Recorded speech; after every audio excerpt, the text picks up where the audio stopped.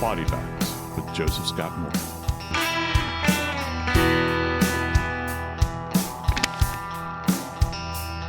Imagine spending your life dedicated to taking care of others. There are so many nurses out there that do this day after day after day, year after year, and even decade after decade. Their goal is it's not just an occupation because, trust me, it has to be a calling. All you got to do is change a few bedpans, put in a few catheters, have somebody throw up on you. You don't hang around most of the time for the money by itself. You have to want to be there. Today, we're going to talk about one such person. And not only is this person dedicated to taking care of others, she's also dedicated to her 12-year-old son. Oh, and by the way, she's a single mother. And just like everybody else, single mothers get lonely and they want companionship. And in this particular case, those relationships, and one relationship in particular, ended all of her hopes and dreams, including those of a son who was hoping to be with his mother for as long as he possibly could be. But now, she's gone. Today, we're going to talk about the case of Katherine Torbick. I'm Joseph Scott Morgan, and this is Body Bags. Dave, when I heard about this case, and it's just been within the last few days, it really kind of pricked my heart, if you will, because I see a woman that's 43 years old. She's had a career now as a nurse. She's had to go through all of the struggles of taking care of a 12-year-old son, raising him on her own. But yet, she, like I stated, she wants companionship. She wants to feel wanted and needed and those sorts of things. And the story that I'm hearing thus far, at least, relative to her, is that her life has ended, arguably, I'd say, in one of the most horrific ways that I think that you and I have covered on Body Bags. Some of the details are just absolutely beyond the pale. And I don't know. I don't really know where to start with this. Right here. Yeah. As a heads up, look, this is a domestic violence situation. If that triggers you in some way, be careful, because that's what this story is about. It's a heinous crime. It's a heinous murder. Katherine Torbick is dead. Her 12-year-old son will grow up without a mother. And we have to say alleged because this story is happening as we speak. Yeah. This just happened. And we're dealing with a woman who has, you mentioned a minute ago, this is a woman who works 3 jobs, okay? She works as a nurse and then works at a med spa. She does a lot of things to provide for her and her 12-year-old son. She's been with a man we'll get into his background in a little bit, but I say a man, air quotes, because real men don't beat the woman they love. And this man allegedly did that. Kevin Motykie. In March of this year, Kevin Motykie attacked Katherine so bad that it ended up in an ending of their 10-year relationship. So based on that, you would think, okay, they had a warrant for his arrest, Joe. A warrant was already issued March 16th for Kevin Motykie. Somehow, they couldn't find him. So in April, and this is going to be a little catchy here, Kevin Motykie and Katherine were living together. They'd been living together for a while, and this house technically was his, is my understanding. Now, they had established a residence together and as a family. And after this fight that happened in March, Motykie was supposed to stay away. She had an order of protection. But from what we know now, he may have been back in that house as soon as March 22nd. So that's your setup that leads to one of the most horrific stories we're going to have to talk about, and that is the beating, the torture, 7 hours, and all of it, Joe. All of this death of Katherine Torbick recorded on audio. Yeah, hang on. I've got to try to understand something here because we're talking about the same domicile, right? And she's indwelling this with her son. And Right. look, I understand she would not want to move from that location with the child, but yet there's an individual here that she has some kind of restraining order on. Yeah. And this is his domicile, or his Right. name is on it. This seems like this is inviting trouble. And I'm saying that, I don't know, in the most reserved way that I possibly can, given what we have been told as far as the evidence Well, reveals you never as to want to what blame the transpired. victim, but Joe, I'm glad you mentioned that because this is a problem that happens in relationships like this, where domestic violence occurs, and the victim of the domestic violence, well, where's she supposed to go with her 12-year-old son? Yeah. She's been living with this guy in this house for many years. She has a right to, I guess, live there. I'm not sure legally what happens with that, but I do know this. We were on Nancy Grace the other day doing this story, and one of Kat's friends was on the show, and she said that she encouraged Kat to move out of the house. Yeah. Get out of his house is what she said. And I mean, how do you deal with that, Joe? How does a woman who is already working 3 jobs to cover things just move out? Nobody has that kind of cash. No, they don't. And we're talking about the greater Chicago area. I think they're in Schaumburg, Illinois, just outside of Chicago. And yeah, I would assume that there are other places that she could move to. However, she's already in, again, I'm not an attorney in this. I'm just thinking about this from the perspective of an investigation, right? You've got a 12-year-old son who I'm sure is established in a school. You've already got a pre-existing relationship where, your mail is coming, to put it in very, Right. just kind of concrete terms, your mail is coming to this location. All right. Your credit cards, everything that kind of defines your life is all centered around this area. And all of a sudden it kind of blows up. And I say that in a sense that back in, we talked about this instance that occurred back in March, where you have this violent event that took place, which, resulted in some really horrific things even back then. And that brings us forward now, to May. And of course, it's all ended in tragedy. And like you had stated, this is not an uncommon occurrence. This does, in fact, happen regularly. How many times on Body Bags have we talked about, Dave, that well, at least I've said it. The old adage is you're more at risk with the person you're in bed next to than you ever will be in some kind of, scenario where there's a stranger that emerges out of a dark alley. Those cases are the exception. It's the people that you're under the roof with. Because, you think about the dynamic that occurs just in any kind of relationship. It doesn't have to be a romantic relationship. It can be any kind of relationship. You can have really good times together, but because you're in one another's business all the time, because you're living you're approximating each other, that's kind of a stew for violence to occur. Passions get high, these sorts of things. But Dave, I got to tell you, the thing that kind of separates this out for me is the fact that the idea is that the violence that we're talking about does not sound like that this is something that just occurred. This sounds like some kind of indwelling event where you have an individual that has in fact been attacked in a very brutal way. And apparently there's a history of it here. That's actually, Joe, that's why I wanted to mention right at the beginning that prior to the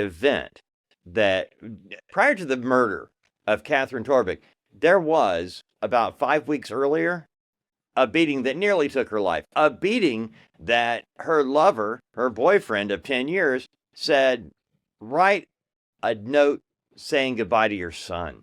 Think about that. I'm going to Yeah. kill you, but I want you to write a note to your son. That's how harsh that one was.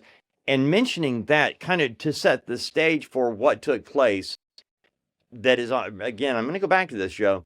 The reason we know so much about the beating death of Katherine Torbick is because the suspect, the alleged killer, recorded the entire event. 7 hours long, Joe. 7 hours from the beginning to the very end, where on this recording, you hear as Katherine Torbick took her last breath, what she is begging him, and you and I talked about this off the air. Yeah. Based on the things she is saying to him, it happened before.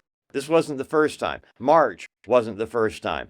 This is a 10-year relationship that I'm willing to guess went violent early and stayed that way and just escalated as we.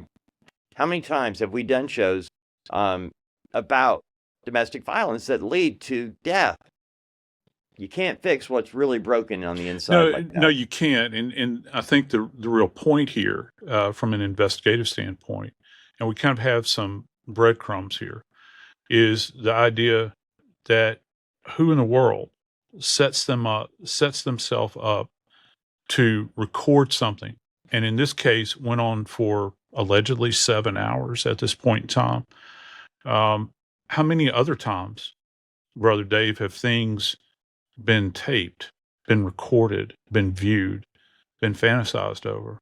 Because it's not just the fact that you can hear her last words on this earth. It's not just the fact that maybe you can even sense in the audio when she's taking her last breath. It's the idea that there is some kind of presiding evil here, some kind of compelling force that would drive an individual to want to document the end of an otherwise beautiful life.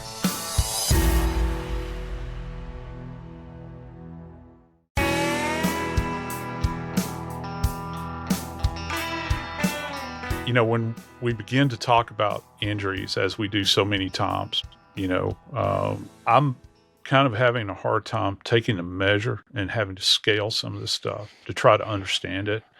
And one of the problems I'm running into just in my thought process, or let me put it to this way. I'm not the one that actually has to scale it. I'm trying to explain it, but the people that are going to have to explain this as they go to trial with this thing at some point in time, I would assume, and they're having to sit on a stand and just trying to understand it and make sense. Dave, there's a potential that there's going to be a lot of overlying and overlapping injuries here, stuff that might actually be coming from the past. And I think that's going to Wait a be. minute. Are you saying that some of those injuries from the March beating might be present in the April murder? Yeah, absolutely. Oh, for the love. Yeah, no. And so, if we think about, like, if we're talking about impact injuries where somebody has been kicked, bludgeoned, that sort of thing. And yeah, I said bludgeoned. You can actually, believe it or not, externally, you can recover from that. Let's say it's back in March. We're in May now. Yeah, you've had sufficient amount. And we talked about stages of contusions. Remember that? We may have, I think we did an entire episode on blunt force trauma. Yeah, we did. Because I reference it all the time, man. When you say things on this show, I have to go back and research. I don't want to be like a dummy and pull out a dictionary, but half the time that's what I'm doing on our old shows. Well, I'm going to get you that degree in forensic science here pretty soon. Just trust me. So, yeah, when you're thinking about this, you see these bruises, and we use this in child abuse cases and elder abuse cases as well. And that's not the only application here, because you can have them in ongoing living, what we call living forensic pathology. So if you have a mother like this that's in a domestic abuse situation, and she finally has the courage to step forward and go to somebody and say, look, this is what's happened to me. This is what's happened to me. Or, pick your anatomical location. You can actually see kind of the progression of healing in these bruises. However, if this has been an ongoing thing where she's been lacerated in any way, and again, that's associated with blunt force trauma, where she's punched, the skin tears. No, that's not something that would have completely gone away. I would think since March. If there's any kind of facial injuries that may have left scarring. Here's another thing people don't think about, and I've seen this in cases where you have DV victims that they will have clumps of their hair pulled out as well. Well, the hair does not have sufficient amount of time. If you've got a focal area of hair that's been ripped out, there's not sufficient amount of time for that hair to have caught up with everything else. That's why when these examinations are being done, and I'm thinking about my friends they're called SANE nurses, some of the biggest heroes out there, sexual assault nurse examiners. That's one of the things that they do. They don't just do rape kits, for instance. They do a full body examination on a victim to check, and they'll look for things like the hairline. They'll check the back of the neck to see if there's any points of impact back there, anything that's been ripped away, skin that's been abraded in any way. Because sometimes you'll have there was a case, kind of this infamous case that I was peripherally involved in, where someone was using a cheese grater, a handheld cheese grater, to torture somebody with, where you're just kind of peeling, almost like you're creating lemon zest, if you will. And so this kind of thing happens, and it has to be documented. It has to be read. And so the dynamics of reading something in the living, all right, from a forensic standpoint, is completely different than dealing with it in the morgue, in the postmortem state. However, you have to be able to go back and be able to appreciate what has previously happened, because as we've talked about, any kind of insult that you have with the dead, it's frozen in that moment in time. It's no longer going to continue to heal. It's no longer going to continue. Here's a term that's used a lot in medicine. It's not going to resolve. Resolve means to begin to vanish away.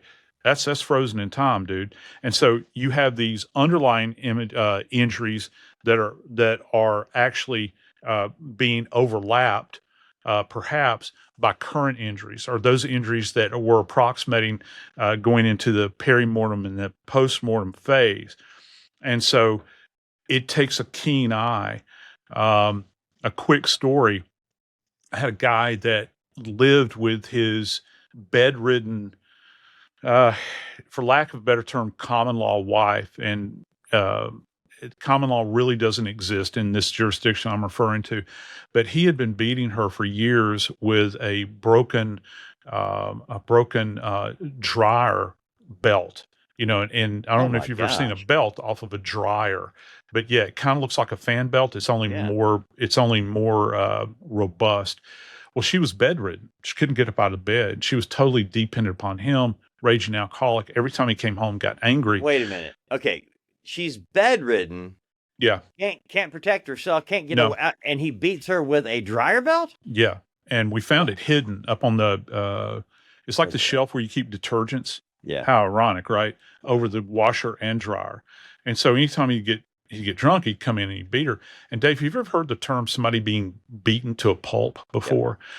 Well, I think that most people have. She'd been struck with this thing, and it's very heavy for so many times that you had these overlapping injuries all over her body. And they had a very particular pattern where you could tell this belt had been broken, and it probably was broken through wear on the dryer, but he knew the utility of this thing. So as he would beat her, he would overlap these old injuries. And back to bloody pulp, right? We went through, I think that at the time we counted, like, it was just over 200 individual lash marks that he had put on her. And of course they were in various states of resolve, right? Mm-hmm. But I remember the forensic pathologist making an incision into one of these sites. And the reason it stands out to me, I've never heard a forensic pathologist say this in the autopsy suite. He said, "I've never seen anything like this." So anytime a forensic pathologist says, "I've never seen anything like this," guess what? Mm-hmm. I want to see. I want to know what you're talking about. So when he made the incision, liquefied fat came out of that injury. And she had been sustaining these injuries. And people, we hear a lot about DV, right? All the time. Mm-hmm. And people just kind of blow it off. Friends, you cannot imagine the world out there and what people go through, the horror. People will just kind of gloss over it many times. But when you see these injuries that occur, over and over again. And people are subject to these all the time. Now, I don't necessarily know that, in the case of Katherine, Mm-hmm. if this has been something that has gone on this long. However, one of the things that draws my interest here is the fact that these individuals were together for such a protracted period of time. There is obviously a history. Oh, yeah. I don't know if there are peaks and valleys with this thing. Have there been previous attacks? Because one of the things that DV perpetrators will do is they'll say they go through this. And sociologists have this cycle that they'll show or it's more like criminologists. They'll show the cycle of domestic violence, and one of the things is there's like an attack. Mm-hmm. Okay. And then you go through this kind of phase where they have this, I don't know, this epiphanal moment where they say, "Oh, I'm sorry," Mm-hmm. and they're heaping love upon the victim. They'll even get them flowers. They'll take them out to dinner, and they'll be sugary sweet. And then all of a sudden, there goes this kind of dormancy, and then boom. Yep. Violence just erupts again. And can you imagine that cycle, living in that day after day after day after day after day? And with all of these injuries that DV victims sustain, you can see this pattern. It's one of the things we look for in the morgue. And I think, Dave, if I'm hearing correctly, there's a lot to go through with Katherine's injuries. Well, look, that's why I wanted to put it out at the very beginning that the beating death of Katherine Torbick wasn't a one-off, okay?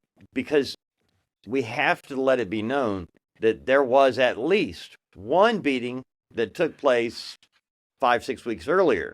We don't know what really transpired before then. We'll probably hear about that later. What we do know is that Katherine Torbick, just let me run down a list of a couple of things just so you know who we're talking about. Mother of a 12-year-old son from a previous relationship. She's a GI nurse at Advocate Lutheran General Hospital, had been there for over 20 years. Over 20 years as a GI nurse. She'd been in a relationship with Kevin Motykie for 10 years. Her friends say that caring for people was her second nature. Now, when somebody says that's their second nature about somebody else, that's a pretty big indicator of what type of person Kat Torbick was. Now, the evidence that we're going to be sharing with you actually comes from a digital recorder that was in the pocket of the man who allegedly killed her, and that would be Kevin Motykie. Now, Joe, just so you know, Kevin Motykie was no angel who just lost his cookies one night. Do need to know that Kevin Motykie had a record going back to the late 80s. And that record started with your basic run-ins with the law, speeding, traffic stuff, then, stealing, getting off on certain things. But there were several times in his life where somebody had gone to court and had gotten an order of protection from this man, from Kevin Motykie. One was his own brother. Kevin Motykie has a brother who lives in California, and his brother, Kevin Motykie's brother, is a medical doctor. He opened up a med spa in Chicago, and Kevin Motykie was given not ownership, but he was given an opportunity to partner in this med spa, right? What Kevin did was steal money, allegedly, reportedly. Yeah. And he took money and destroyed the business, and we're talking $500,000, Joe, okay? So the brother, the brother's trying to work it out with him because, Kevin is his brother, but Kevin wasn't playing.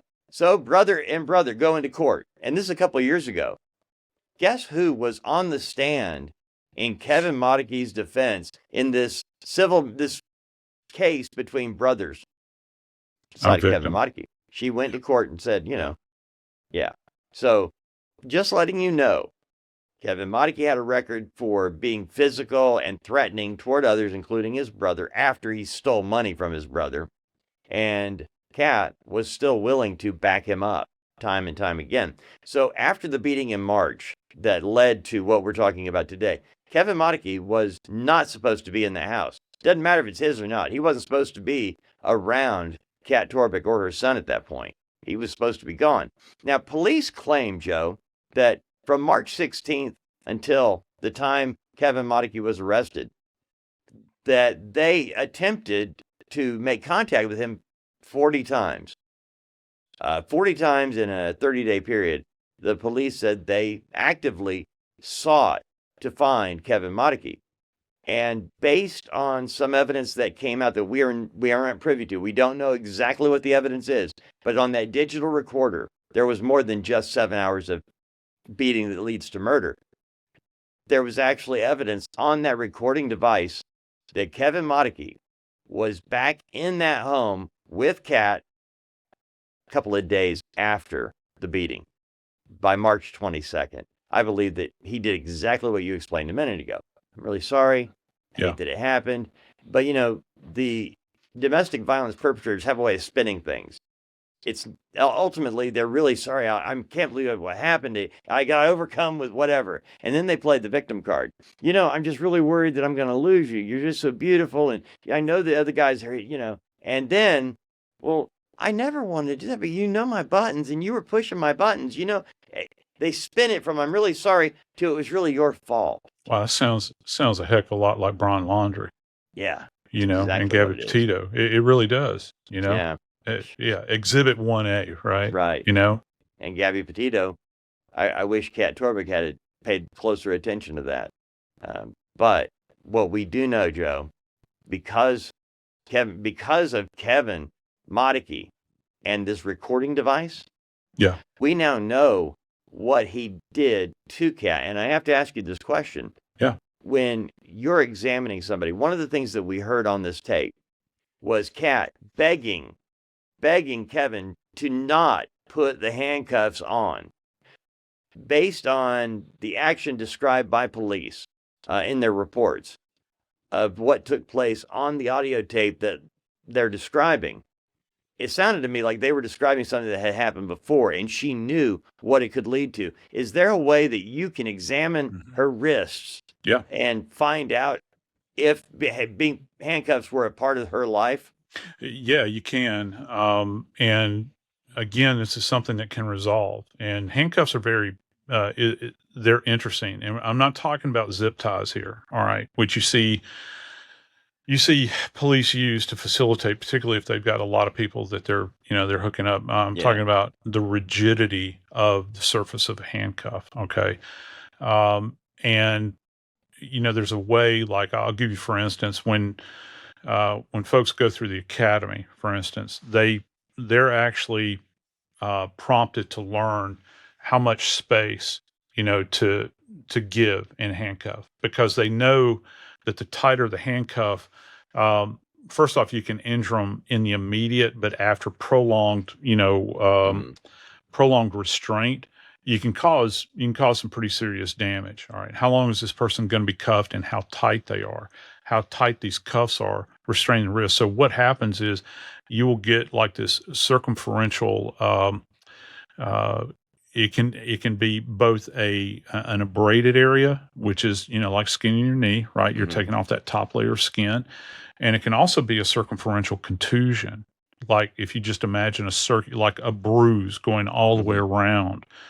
And sometimes it will last. I would lean more into an abraded area, perhaps. If it's intense enough, you can create scarring. So you would have to look, and I would imagine in a case like this, they would take a lot of time examining points of restraint on a body. Well, where are those? Well, you think about the wrist and the ankles. Those are the two locations that you're thinking about whenever you're talking about a restraint case. Whether it's something that occurs while law enforcement is restraining somebody, or if you've got somebody that's engaged in this kind of behavior. So you want to try to understand that. And again, going back into the history of it, to try to understand it from that perspective as well, that's going to be very, very important. And anything that might happen as an adjunct to that restraining. And what I mean by that is that, were there any other focal areas on the body? Because if you've got somebody that engages in, let's just say it's sadistic behavior, there are certain areas they will return to on the body, because if this is being done in a sadistic way, There are certain areas that the sadist will, in fact, focus on. If they like putting cigarette butts out on people, if they like striking in a particular area, because for whatever reason in their mind, they're living out this fantasy. And you can go back and you can kind of see this, over the various surfaces of the body. One of the things I'm thinking about is like you have people that love to torture feet. And that can be any number of things. You got people that'll, tickle people. And that's not necessarily torture, but you think about sticking pins, for instance, in the soles of the feet. Sometimes you say things that all I can think of is you didn't make that up. You saw this somewhere on somebody. And Yeah, that's what or a freaks me out colleague of mine every has seen time. it. Yeah, or Oh a my colleague of gosh. mine has seen it. And there's, Yikes. and the thing about it, brothers, there's nothing new under the sun. We talk about these cases, and it has been done before. And unfortunately, it will be done again. The only difference is that in Catherine's case, there will never be another time, because now she's dead.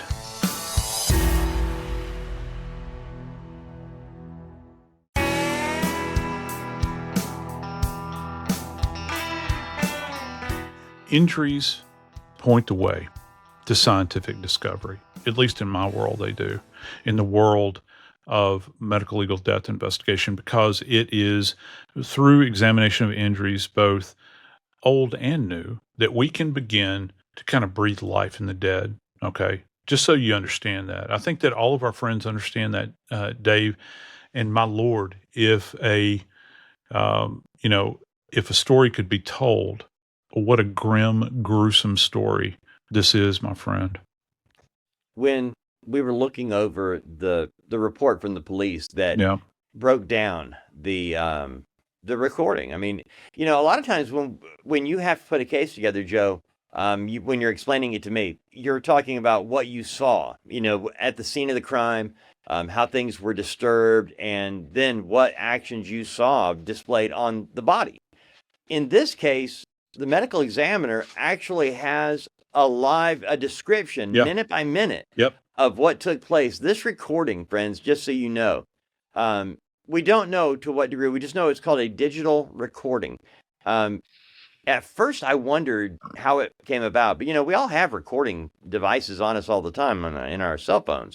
But I think there's something else at work, maybe, that you've talked about people keeping trophies, Joe. Yes. I think he actually recorded this so he could play it back later. I think that this was because at first I thought it was unintentional. You bump the wrong button and all of a sudden you're recording stuff. Yeah. And that's what I thought at first. But based on what took place, I believe that they're going to find out the March beating probably also recorded as well. But in this case, it begins with an argument. You hear the argument taking place between Kevin Motykie and the woman who he has just beaten to a bloody pulp 5 weeks earlier, who's now trying to see another person. That was the one thing her friends, Joe, were so excited about. That Kat actually was moving on. She was done with Kevin Motykie and beatings and everything else. She had actually gone out with another man. And this other man came into play because he was the one who picked up the phone and said to the police, "Would you please check on her? I'm concerned." And that's where this fight/argument began between Kevin Motykie. He accused Kat of cheating on him. But they were no longer a couple in her mind. So she wasn't cheating on him. She was trying to get her life back. Yeah. And that's where it started. And on this tape, it begins with a very loud argument, Joe.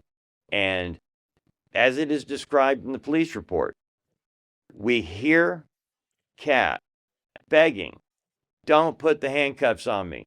Don't put the handcuffs on me."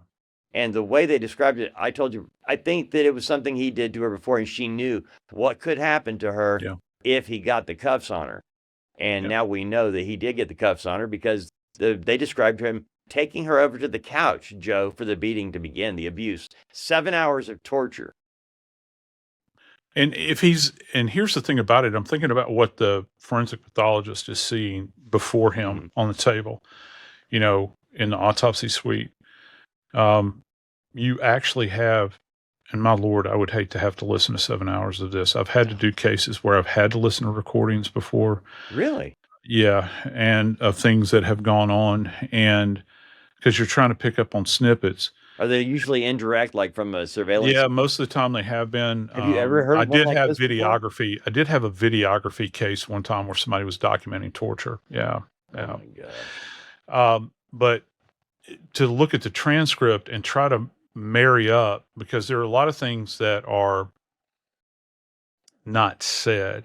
There are things that are heard, perhaps Right. screams, grunts, groans, those sorts of things, are impacts too. That's another thing. And you have a transcript of this, and then you're standing here with Catherine's body on this table, and you're seeing evidence of this, literally laid out before you. And you're looking on all of the surfaces. You're looking anterior, you're looking posterior, checking her head, all these sorts of things. And if you kind of marry that up with, you know, with a transcript, and I'm assuming this thing will be transcribed. Yeah. It would have to be for court. And what are we seeing manifested before us? And also, here's the other kind of really dark part of this. How close was she at any moment in time to death? And she's pulled back from the edge. Oh my gosh. Because the one thing I do know is that there are marks on her neck. Are there not, Dave? Yeah. She's got marks on her neck. And Well, the other thing we know, Joe, that the marks on her neck, but okay, we know that according to this recording, that Motykie, while he is sexually assaulting her and beating her, remember that's what's taking place. It's Yeah. a rape and abuse that goes on for hours. But Motykie used duct tape on her Yeah. to prevent her from being able to move around. So he's using duct tape, and I'm trying, to figure out what's going on here in her head. She can't get away. She can't get out. He's got duct tape on her. Motykie makes repeated threats that he's going to kill her, and she's gone through this before. Remember, in the March beating, it got so bad. He's like, "I'm going to kill you, but you're going to write a letter to your son." Well, he's back to that old trick. And you mentioned the injuries. According to the audio tape described by police, there were injuries from him tightening his grip on her neck, loosening it and tightening it. How would you see that, Joe? What would that look like? Well, there are going to be multiple overlying marks depending upon the ligature that you're using. I've mentioned this case before. I had a serial killer that had utilized the same methodology using wire, where he would pick up victims and he would drug them, generally with some kind of opiate-based substance. And then he would use a garrote around their neck, and you could see where he would tighten it as he's sexually assaulting them, then loosen it, reposition the garrote, tighten it again. And so you've got this kind of complex of these marks that communicate or overlap with one another, like this. And I know the difficulty with this is trying to understand what, which came first. And we've talked a lot on Body Bags about sequencing, how it's very difficult for us to sequence trauma, whether it's stab wounds or gunshot wounds and this sort of thing. I think you could probably say the same thing about a ligature, unless the ligature is left in place after death. And so you have a starting point there, right? So you have evidence of the ligature in place. I don't necessarily know that that's the case here, but there will be markings left behind. And depending upon how the structures of the neck are impacted, and we're talking about, famously the strap muscles that run parallel to the cartilaginous bodies here in the neck, the area that commonly referred to in parlance, modern, in everyday talk as the windpipe, if you will. There's multiple little cartilaginous members in here. You can kind of see it strapped across there. Sometimes those will fracture. If it's not, you're not going to fracture the hyoid with the ligature. Pausing on that just for a moment. All right. That would be something that would be accomplished through manual strangulation. So you're going to have very complex areas of hemorrhage, depending upon the Can you back width. up a minute, Joe? Can you Yeah, sure. explain that to me? Because we've all heard of the hyoid Yeah, bone, yeah. that very thin bone that Mm-hmm. indicates a strangling has Yeah. taken place. But I just kind of assumed that if you were, regardless of the method of the strangulation, that the hyoid bone would be damaged. No, Is that not the case? no, because Wow. hyoid bone, even if you, let's say, for instance, you're throttling somebody or using a C clamp, it's almost always, um, with a ligature. Let me back up. With a ligature, Mhm. the ligature is, the hyoid will always remain superior to the ligature, unless you've got this really dynamic event where the ligature slips and it goes really, really high, because the hyoid is positioned so far north in the neck. It's literally, again, it's that anchorage for the base of the tongue. It holds the tongue in place, and the only non-articulating bone in the body. That means it doesn't communicate with any other skeletal element in the body. It's just sitting there in the soft tissue, and it holds it in place. It's horseshoe shaped. So you really have to go north of that area. Most of the time with ligatures, they're going to be probably at least an inch, up to an inch, south, if you will, of the hyoid. So you're not going to come near it. Now, the thing about it is that back to these ligature marks, they're going to be very complex and they'll overlap over and over and over again, depending upon how long the torture lasts. And that's the kind of, uh, chilling part to this, because with every mark, with every contact point along the neck, you get a sense that that's a bit more torture. It's being marked in time by the physical remnant of this, the evidence of this, the abrasion, the deep furrow, depending upon what kind of ligature is used. If we used, say, a piece of wire, um, like if you're talking about piano wire, okay, that furrow is going to be very, very deep, but it's going to be very narrow in width. Whereas if you use a belt, physical science dictates that it's not going to be really, really deep, but it'll be really wide. Okay, so you can cover more surface area. So the nature of the ligature plays into this. I'm curious if they found a ligature at the scene, and what other implements that they may have found that may have had utility leading up to Catherine's death. I'm fascinated by this dynamic of how she was found, though. Found in the house. Wasn't she on the sofa? She was still on the sofa, right? Yeah, she was still on the sofa where most of the attack took place, what we understand now. And again, now remember, we're at the very beginning of this case. It hasn't gone to trial. Right, right. I mean, we just got an arrest. And so what we're going on, the what the police have filed in public stuff that you have to as part of the case. But yeah, she was found on the couch. And when they found Kevin Motykie, he was in the garage. Now, I want to back up to something that took place in the last minutes of this tape, this digital recording, Joe. Yeah. Because as sad as this is, Motykie records right up to her death, okay? You can hear her in the last minutes of this tape. She's gagging. She's begging. I mean, she's begging, let me see my son, please. Let me see him one more time. And this God bless guy, her. he tells her, your son's going to be better off without you. And then Motykie tells her, all along he's telling her, you're going to die. I'm going to kill you. But he says, it's not going to take too long, about 30 seconds, and then I'm going to go kill myself. And it's all on this, it's all a matter of record, okay? It's all recorded. And you can hear her body, her last breath. And then, he goes to the garage, and when police get there, he's so out of his mind on drugs and alcohol that, he claims he doesn't know anything. But the one thing that we do have going for us in this case, Joe, is that 7-hour recording. Yeah, it's one of the biggest pieces of evidence. And to give you, I think, to try to understand the depth and breadth of depravity here, not that we already don't have enough. Let me back up just for a second.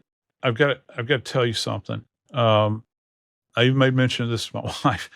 Um, when I was prepping to do this, when I saw this image of her, she's got this appearance. It's almost hypnotic. It's like captivating. And the thing that you're drawn to with Katherine are her eyes. I mean, they're striking, and I can't really describe it. I'd urge anybody, any of our friends out there, go take a look at images of her in life. But what we're hearing to this point is that she apparently, at some point in time during this fight for her life, the perpetrator allegedly tried to remove her eye or eyes.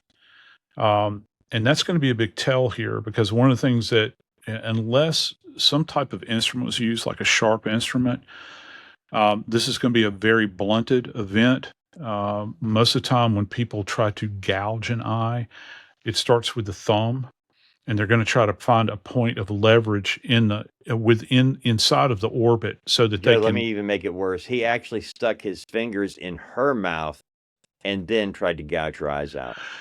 Yeah, and that's part of the torture, isn't it? You know, because he's not just having attempted to choke her out multiple times. Now he's kind of taking away her voice. All you hear are grunts and groans, probably, and then probably taking a thumb and pressing it down within the orbit to try to gouge it out. Now there's going to be significant physical evidence that's left behind as a result of that. You're going to see, if this was done in life, which I'm assuming that it was, you're going to see major areas of contusion. There'll be real deep bruising in this area. There's a lot of soft tissue.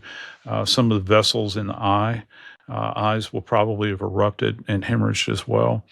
And in totality, you know, when you look at the imagery that will be generated at autopsy and certainly at the scene as well, and then you have this bizarre narration. Now, it's ghastly, that goes along with this. And then everything that the pathologist will say about what she went through and endured for 7 hours.